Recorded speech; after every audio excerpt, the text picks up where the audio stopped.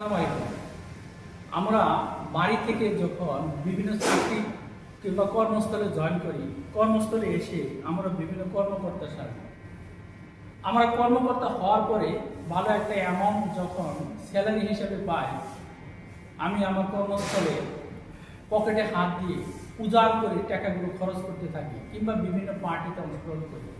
অথচ সেই কর্মকর্তাই বাড়িতে তার মাকে 2000 টাকা দিতে সে ডিলামি করতে থাকে। বাড়ি থেকে তার মা 2-3 বার কিংবা 5-6 দিন কল দেওয়ার পরে 1000 কিংবা 1500 টাকা পাঠায়।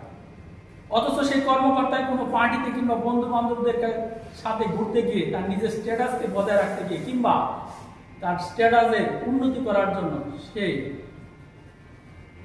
অকাতরে 2 হাতে পুড়িয়ে টাকা খরচ করে। আমাদের প্রকৃত অর্থে আমরা যখন অতীতকে ভুলে যাই, যখন আমরা আমাদের শিকড়কে ভুলে যাই, ভুলে গিয়ে যখন আমরা বিভিন্ন কার্যক্রমগুলো করতে থাকি, তখন আমাদের রুচির দুর্ভিক্ষ চলে আসে। আমি আমার পিতামাতাকে খেতে দেই না, আমি আমার পিতামাতাকে সঠিক সময়ে টাকাটা পেমেন্ট করি না, আমি আমার বড় ভাই কিংবা আমার আত্মীয় স্বজনের কোনো খোঁজ খবর রাখি না। অথচ কর্মস্থলে এসে বড় কর্মকর্তা সেজে আমি 2 হাতে মিলিয়ে টাকা খরচ করি আর বিভিন্ন পার্টিতে অংশগ্রহণ করি। মনে রাখতে হবে, আপনি যদি কোনো পার্টিতে অংশগ্রহণ করেন কিংবা 2 হাতে মিলিয়ে টাকা খরচ করেন, আপনার সেই টাকা খরচ একটা ভিক্ষুকের সামনে। কারণ আপনি তো আপনার বাবা মাকে খাবার দেন না, আপনি তো আপনার বাবা মার হাতে হাত খরচ দেন না, অথচ অফিসে এসে বড় বড় পার্টিতে অংশগ্রহণ করেন।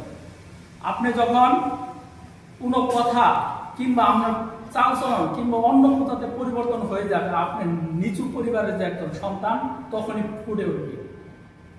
আপনার পারিবারিক ব্যাকগ্রাউন্ড, আপনার কথাবার্তা, আপনার চালচলন কিংবা আপনার প্রত্যেকটি অনুভূতির সাথে জড়িত রয়েছে।